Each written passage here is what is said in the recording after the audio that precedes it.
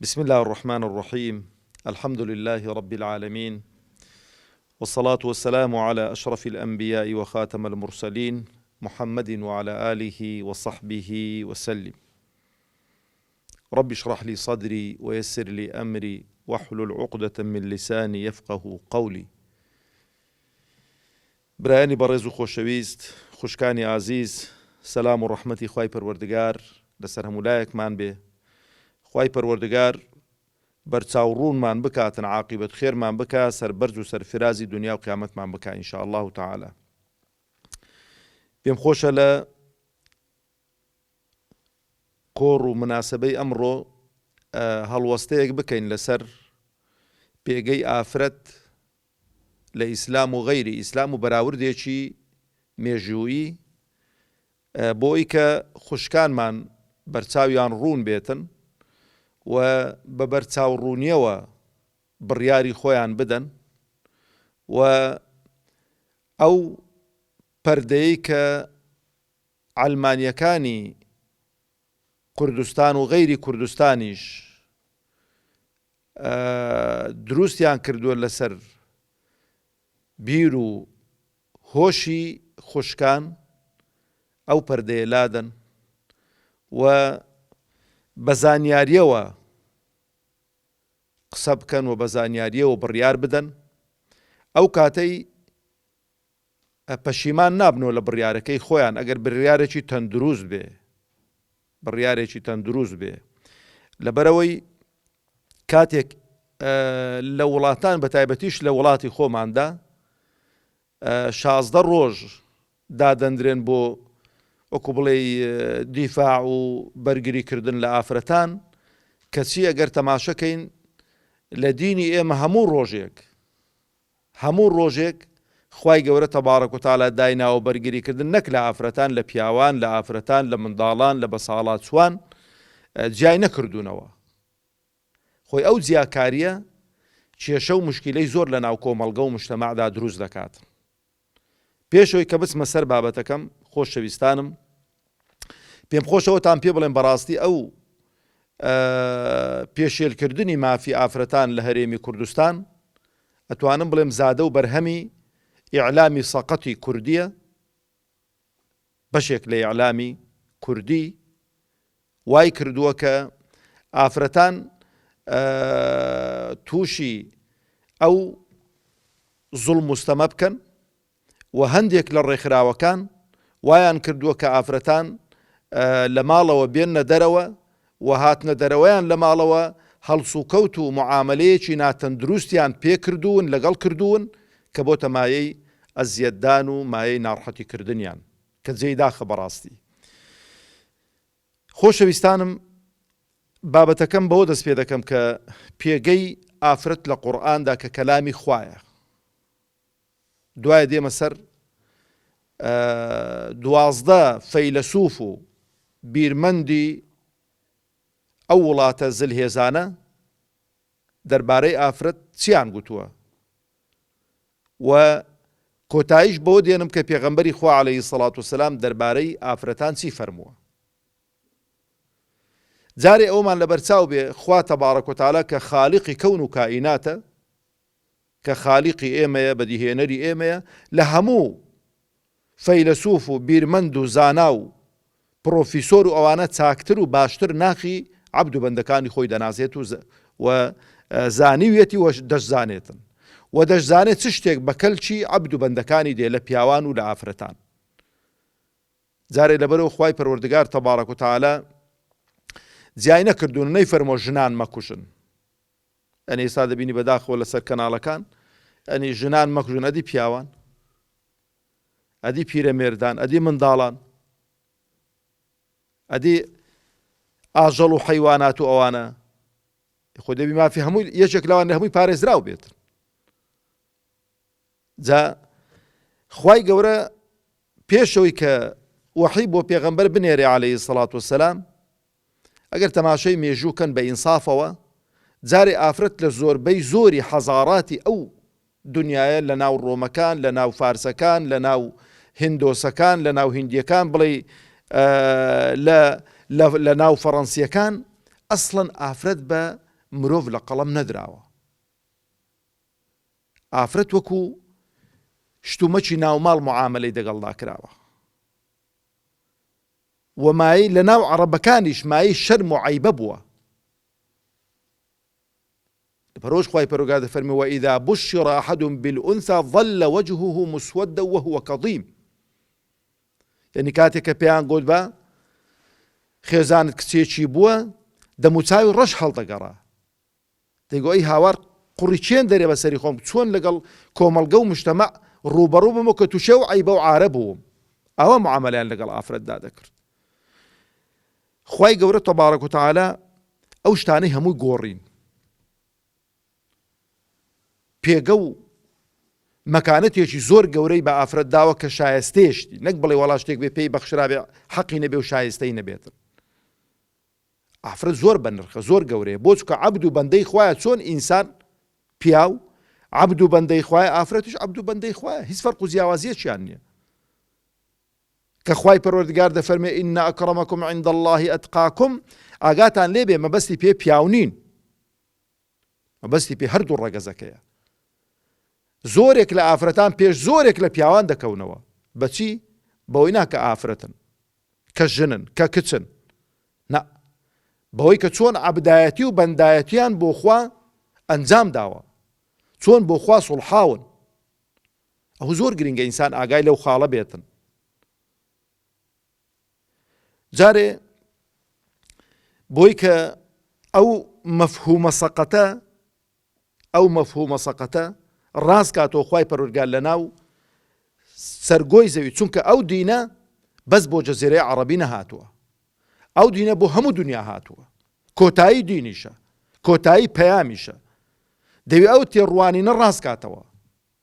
یەکەم تەماشەکە یەکێک لە درێژترین سوورەتەکانی ئەو سوورەتانەی کە زۆر درێژن، سوورەتی ئەلبەقەڕەیە، سوورەتی ئەنیساءە، سوورەتی ئالی عیمرانە، ئەو سوورەتانن سوورەتی ناویەکێک لە ئەو سوورەتە درێژانە سوورەتی ئەنیساء، ئافرەتان.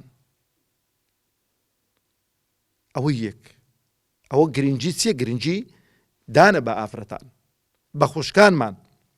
ئەوجا سوورەتێکی دیکەی ناو سوورەتی مەریەم، بەناوی یەکێک لە ئافرەتە ساڵح و بۆ خوا سوڵحاوەکان کە دایکی عیسایە عەلەیهی السەڵات وەسسەلام. لەو سوورەتی پێش ناونانی ئەو سوورەتانە وەکو گوتم ئافرەت نەک هەر مافی ژیانی نەبوو، وەکو کەرستەیەک تەماشە دەکرا. ئەو باسی میرات هەرمەکە، کەس حەقی پێ نەدەدا.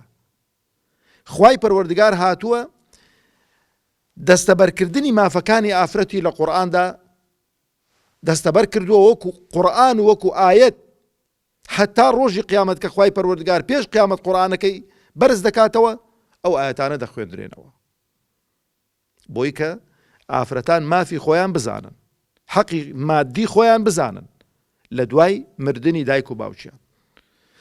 قەزیەی میراتی یەکلا کردوتەوە خوای پەروەردگار تەبارەک و تەعالا. بەس خەڵکێکی جاهیل و نەخوێندەوار و نەفام هەیە، دەڵێ بۆ دەبێ کوڕ دوو هەندی ئافرەت ببا و حاڵەتێکە. ئەوە نەزانی و دووری تۆیە لە قورئان و لە سونەتی پێغەمبەری خوا عەلەیهی سەلام، کە تۆ ناخوێنی و نازانی خەلەلەکە لە فکر و بیر و بۆچوون لە عەقڵی تۆدایە. دەنا لە چەند شوێنە ئافرەتان زیاتر دەبن لە پیاوان، یعنی بە مطلقی نییە ئەوە. لەبەرەوە خوای پەروەردگار میراتی بەتەمای پێغەمبەرانیش لێ نەگەڕاوە عەلەیهیمو السەڵات وەسسەلام، بۆ خۆی بەشی بۆ داناون، حسەی بۆ داناون. زاتووەرە بە ئینسانیان نەزانی و بە بەشەریان نەزانیوە، خوای گەورە سوورەتی بەناو کردوون و سوورەتێکی بەناو هەموو ئافرەتان کردو، بۆی کەس گلەی نەکا بۆ بەناوی مەریەمت کردو، بۆ بەناوی عایشەت نەکردو، سوورەتێ نیسا هەرچی نیسا بێ ئەو سوورەتە بەناوی ئەوە. ئەوجا خوای پەروەردگار تەبارەک و تەعالا هاتووە تەداخلی کێشەی چارەسەرکردنی کێشەی هاوسەرانی کردووە. تەداخولەکە بۆ چارەسەری کێشە و مشکیلانە. پیاوانی نسحەت و ئامۆژگاری کردوون ئەگەر کێشەیەک لەگەڵ خێزانەکانتان بوو چۆن چارەسەری دەکەن، چۆن هەڵس و کەوت دەکەن بۆی زوڵم لەو ئافرەتەی نەکرێتن. وەرە ئێستا بینە بەر چاوی خۆت، وەلله المەثل الأعلى، کێشەیەکی هاوسەریت هەبێ لەگەڵ خێزانەکەت، تەلەفۆن بۆ سەرۆکی هەرێم بکەی، تەلەفۆن بۆ سەرۆکی حکومەت بکەی، بڵێ بەڕێ سەرۆکی هەرێم، بەڕێ سەرۆکی حکومەت، کێشەیەکی هاوسەر گیریم هەیە لەگەڵ خێزانم، هاوسەریم هەیە لەگەڵ خێزانم، ئەگەر مۆڵەتێکم بۆ دانەی دێم کێشەکەمان بۆ چارەسەرکە، چت پێ دەڵێت؟ نەک وەڵامت ناداتەوە، نەک هەر لێرە، لە هەموو دنیا وایە. کاکە کەی ئیشی منە؟ خوای پەروەردگار بە ئیشی خۆی زانیوە کە کێشەی هاوسەران چارەسەرکە، بە تایبەتی بۆی زوڵم لە ئافرەتان نەکرێتن. ڕێگاکەشی پیشان داون، نسحەتیان کەن، ئامۆژگاریان کەن، جێیان لێ جیاوازکەنەوە، خۆڕاگرن لە قسان بەس لە ماڵەوە. دەی ئەو جارەی کە ئەوە نەبوو، پیاوێکی عاقڵ لە خزم و کەسی و ئافرەتەی پیاوێکی عاقڵ لە خزم و کەسی و پیاوی وەرن دانیشن ئەو دوو هاوسەرە پێکەوە کێشە و مشکلەکانی خۆ گلەیەکانی خۆیان بەیان کەن. زانن حەق لە لای چێ بۆی کە کێشیان لە مابەینی دانەمێنێ، ئەو ماڵە تێک نەچێتن. ئەو جا خۆشەویستانی خۆم، تەماشەکەن خوای پەروەردگار تەبارەک و تەعالە لە سەرووی هەموو ئاسمانەکان و تەداخولی کێشەی ئافرەتێک دەکاتن. یەکێک لە سەحابیات ڕەزا و ڕەحمەتی خوای لەسەر بێ کە پیر دەبێتن، مێردەکەی دەیوێت دەری کات و لێی جیابێتەوە و دەیشوبهێنیتن بە دایکی خۆی، پشتت وەکو پشتی دایکمە لە سەردەمی ئەو قسانە مەشهور بوون، ڵیهاری پێگوتراوە، ڵیهاریشیان بە تەلاق و بە لێکجیابوونەوە لە قەڵەم داوە. ئەو کاتەی نابووە کەسێک کە خێزانی بشوبهێنێ بە خوشتی بە داچی بچێتەوە لای، هاتۆتە لای پێغەمبەری خوا عەلەیهی سەڵات وەسەلام. دایکی ئیمانداران عائیشە ڕەزا و ڕەحمەتی خوای لەسەر بێ دەفەرمێ لە قوڕنەیەکی ماڵەوە لەگەڵ پێغەمبەر دانیشت بوو عەلەیهی سەڵات وەسەلام، کێشەکانی خۆی باز دەکرد بۆ پێغەمبەری خوا عەلەیهی سەڵات وەسەلام. ئەی پێغەمبەری خوا، گەنج بووم، گەنجایەتی منی هەموو برد، منداڵ کۆمەڵە منداڵێکم هەن، ئێستا کە گەنجایەتیم نەماوە کە پیر بووم دەیوێ وە دەرێمنێ لە ماڵەوە. ئەو ڵیهارەش پێغەمبەری خوا عەلەیهی سەڵات وەسەلام حکمەکەی بۆ نەهاتۆتە خوارەوە. خۆشەویستانم، خوای پەروەردگار تەبارەک و تەعالە لە سەرووی هەموو ئاسمانەکانەوە بۆ خۆی تەداخل دەکات. قەد سەمیع الله قەول التي تجادلك في زوجها وتشتكي إلى الله والله يسمع تحاوركما. خوای گەورە بیسەری قسەکانی تۆیە خەولە لەگەڵ چێ؟ لەگەڵ پێغەمبەری خوا عەلەیهی سەڵات وەسەلام. خوای پەروەردگار ڕێگا چارەسەرێکی بۆ دانا. ئەو بوختانەی کە بە دایکمان کرا کە ئافرەتە، چێ دیفاعی لێ کرد؟ چێ بەڕائەتەکەی ڕاگەیاند؟ خوای پەروەردگار تەبارەک و تەعالە با وردەکاری زۆرن ئەگەر بچێنە ناو قورئان چۆن بەرگریکار و دیفاعکارێکە لە ئافرەتان. مافی ڕاستەقینەی ئافرەت لە ئیسلامدایە، خوا مافی تەواوی پێداوە.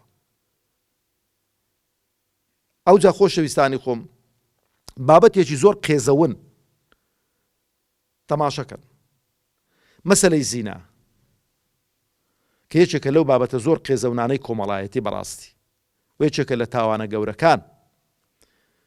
ئەو ئافرەتانەی کە دەکوژرێن و ئەو ئافرەتانەی کە جاچە بابیان دەیان کوژی، چ برا دەیان کوژی، چ مێر دەیان کوژی، ئایا با تەماشەکەینەوە لەسەر ئیسلام حیسابە؟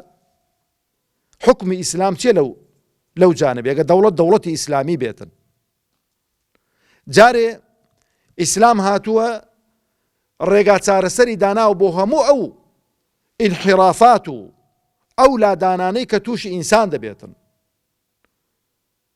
چوار ژنی حەڵال کردوون، خۆی کێشەکە لێرەدایە. ئەو ئافرەتانەی کە ئەمڕۆ بەداخەوە دەڵێن، ئەو پیاوانەی کە ئەمڕۆ بەداخەوە دەڵێن لەگەڵ تەعەدودی زەوجات دانین، لەگەڵەوە دانین پیاوەکان دوو ژنیان هەبێ و سێ ژنیان هەبێ و چوار ژنیان هەبێ و ئافرەتان لەگەڵەوە دانین مێردەکانیان ئەو تەعەدودە بکاتن، بەشێکی بەرچاو لەوانە خیانەی زەوجی دەکەن. ژنێکی هەیە بەڵام عیلاقەی ناشەرعی و زیناکردنی لەگەڵ کۆمەڵە ئافرەتێکی دیکە هەیە، و ئەو ئافرەتەی تەماشە دەکەی کە بەوەی ڕازی نییە کە پیاوەکەی پیاوێکی شەرعی هەبێتن، تەماشە دەکە عیلاقەی ناشەرعی لەگەڵ چەندان پیاوی دیکە دەبەستێ، خوا پەناماندات.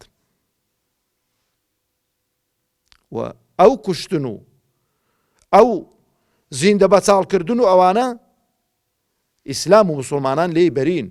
بۆ جارێ تەماشە کە ئیسپاتی ئەو تاوانە گەورە خوای گەورە زۆر قورسی کردووە، ئیسلام زۆر قورسی کردووە، پێغەمبەری خوا عەلەیهی سەڵات وسەلام زۆر قورسی کردووە. هیچ کەسێک بۆی نییە قیساس تۆڵە سندنەوە لە خێزانی، لە خوشکی، لە دایکی، لە پووری لەوانە بکاتن. ئەوە عایدی دەوڵەتە، عایدی ئەو جیهەتە شەرعیەیە کە دانراوە بۆ ئەو بابەتە، ئەویش بە شەرت و شروتی خۆی.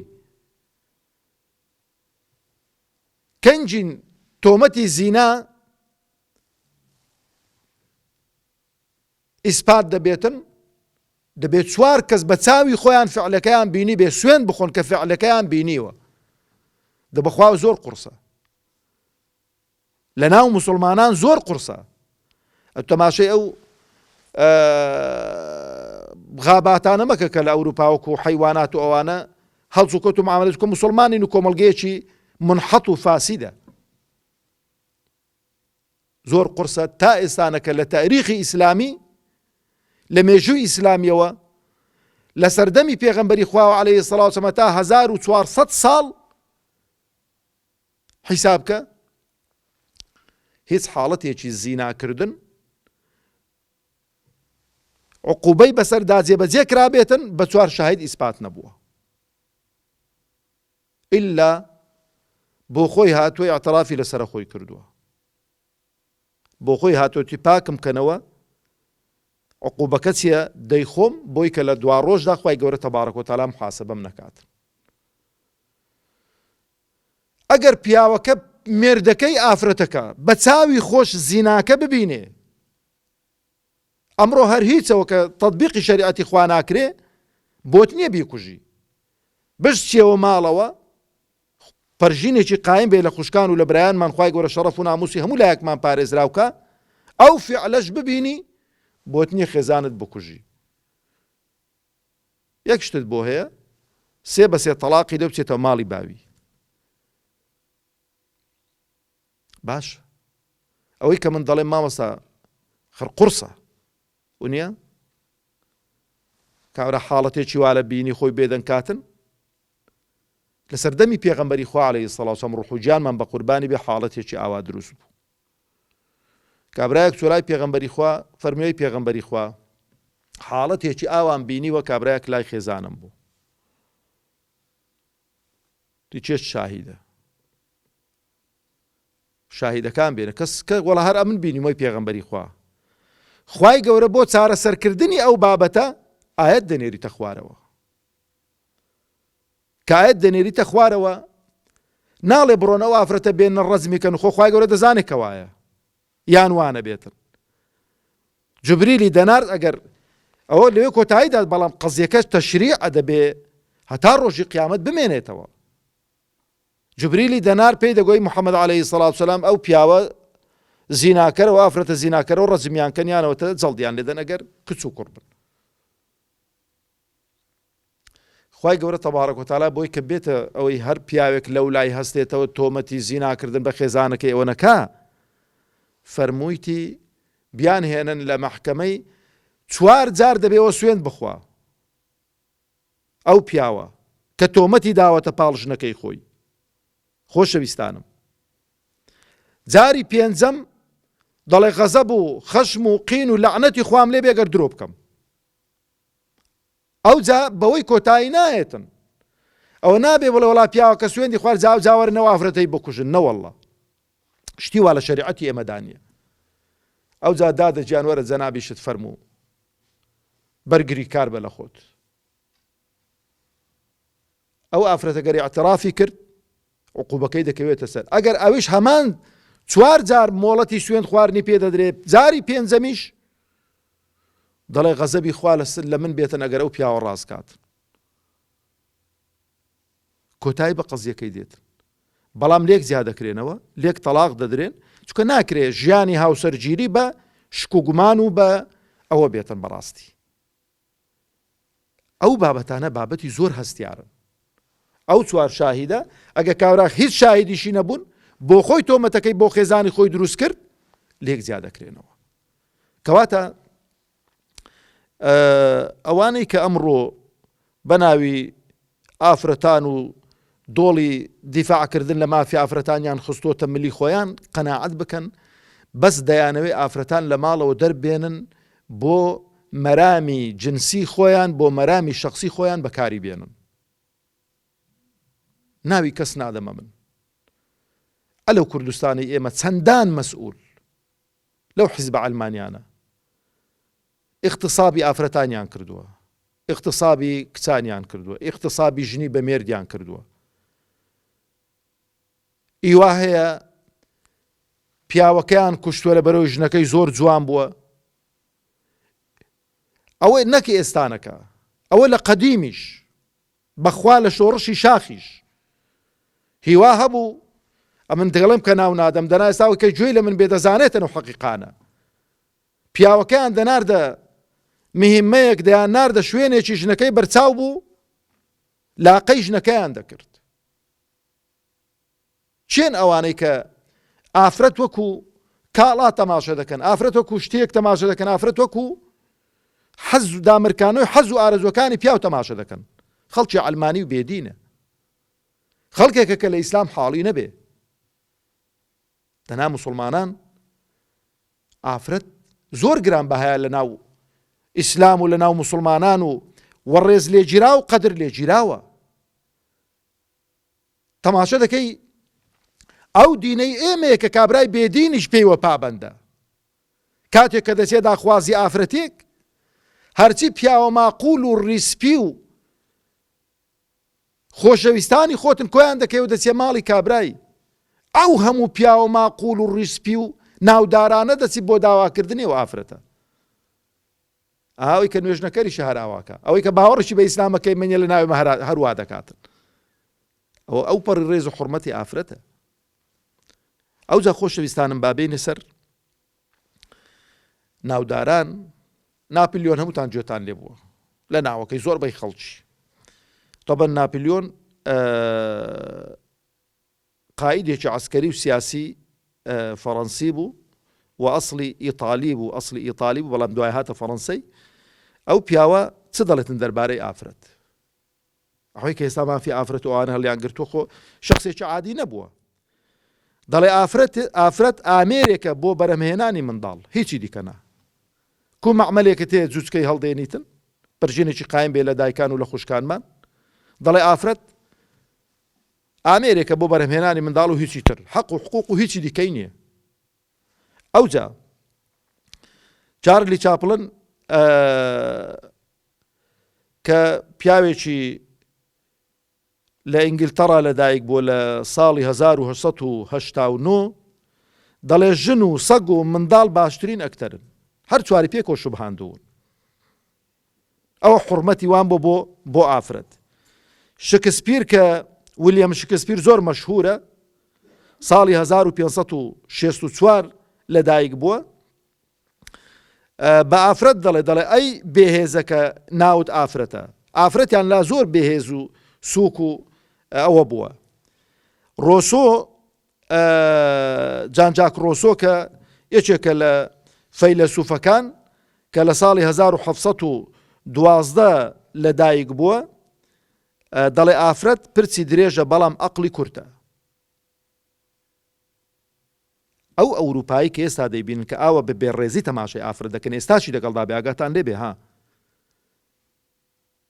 وا مەزانن ئێستا لە ئەوروپا ئافرەت کەیشۆتە هەموو مافەکانی خۆی، ئەو ڕێکخراوانە دەیانوێ کوردستانی مەشوالێ بکەن. قەسەم بەخوا بێحورمەتترین و بێڕێزترین مەخلوق لەو ئەوروپای ئێستانە کە ئافرەتە. بڕۆن ئەوەی کە باوەڕ ناکاتن، ئەخزم و کەستان لە ئەڵمانیان، لە بەریتانیا،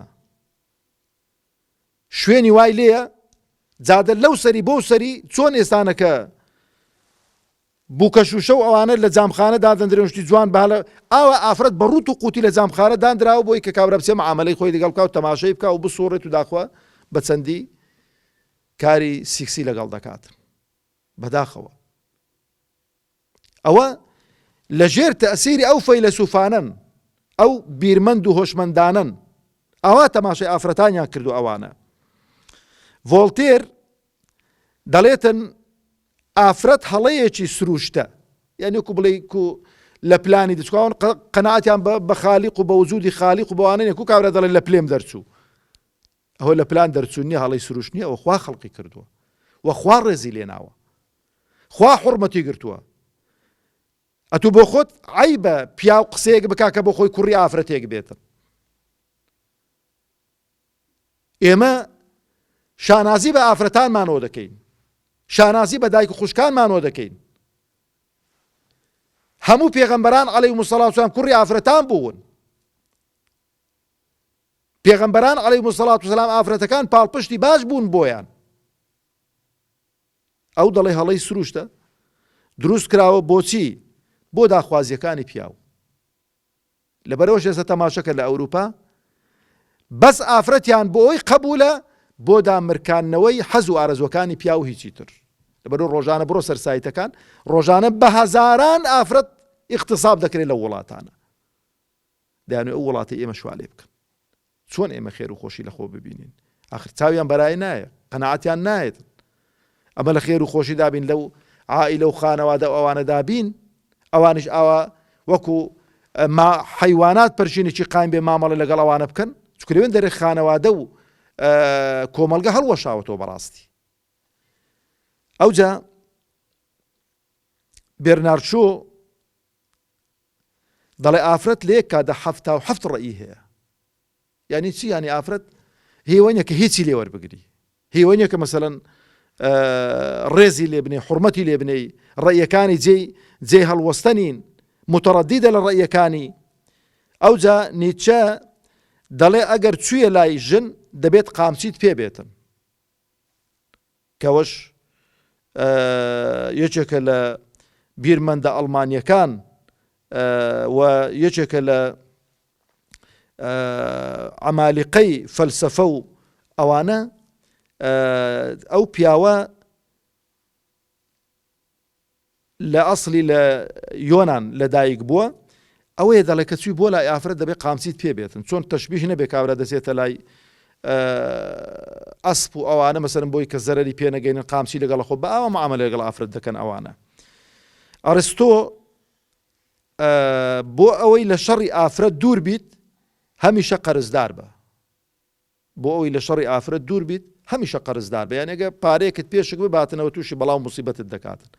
دایمەن خۆت بە قەرزداری پیشان بدە بۆی کە حەز و ئارەزوەکانی وی ئەوە نەکەی. ئەوجا ئەنتۆنی فرۆید مەشهورە، فرۆید گوێتان لێ بۆ لەو پیاوە کە ئەسڵی جوولەکەیە، دەڵێ شەیطان ئافرەتی قوتدا بەڵام بۆی هەرس نەکرا. لەبەر چی؟ لەبەر پیسی و خراپی ئەو ئافرەتێنی شەیطانیش پێی هەرس نەکراوە ئافرەتە هەندە خراپە. دانتی دەڵێ ئافرەت و خەیاڵ وەکو یەکن هەردووک بێمانان، کەوە شاعیرێکی ئیتالیە پیاوێکی بەناوبانگە،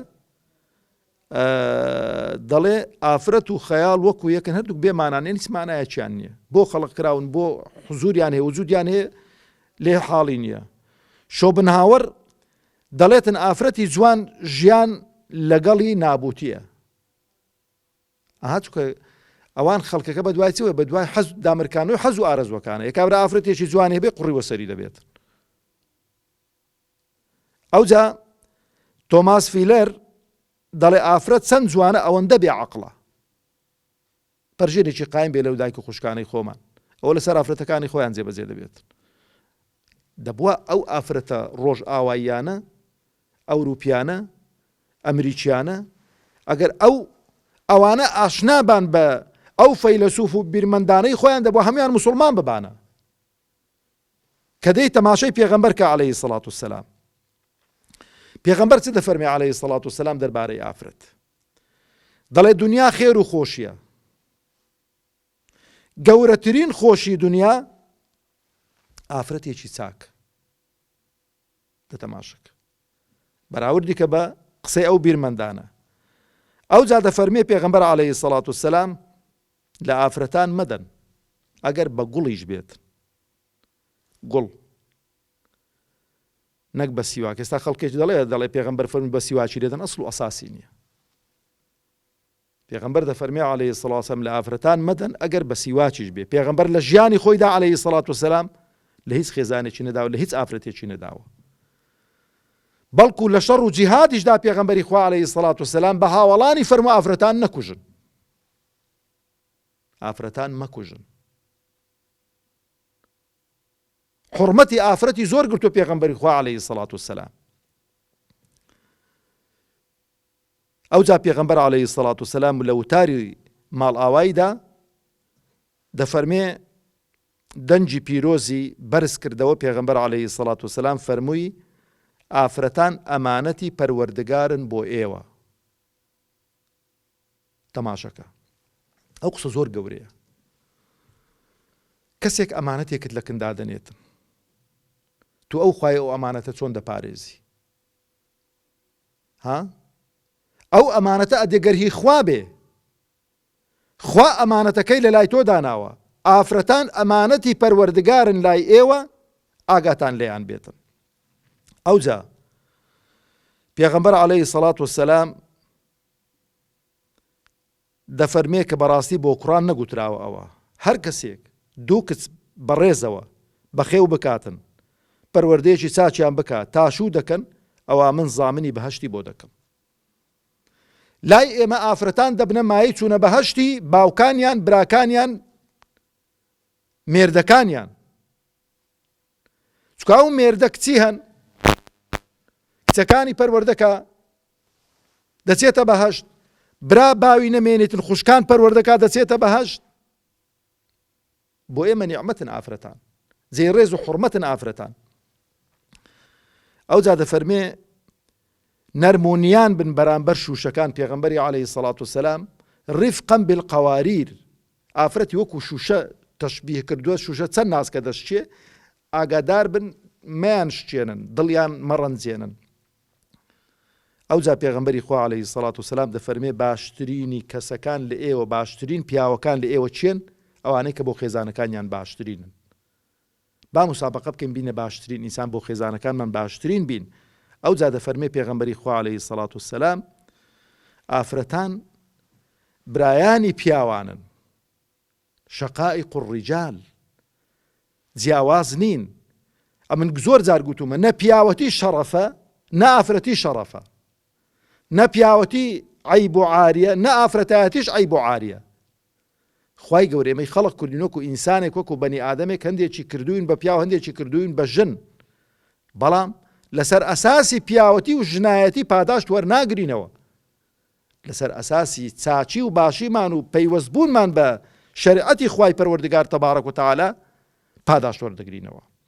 ئافرەتان ئەگەر ئەهلی تەقوا و دین بوون لەگەڵ پێغەمبەران حەشر دەکرێن، بەڵام ئەگەر ئەهلی تەقوا و دین نەبوون و ڕازی نەبوون بە شەریعەتی خوا، وەکو ئافرەتیان لێ دێ خوا پەناماندا کە لەو ڕۆژانە ئیعلانی کرد بۆ خۆی لە تۆڕەکانی کۆمەڵایەتی، ئافرەتێکی دەوڵەمەندی ئەمریکی هاوسەرگیری لەگەڵ گوێ درێژێک کردووە. بەراوردێکی ورد بکەن.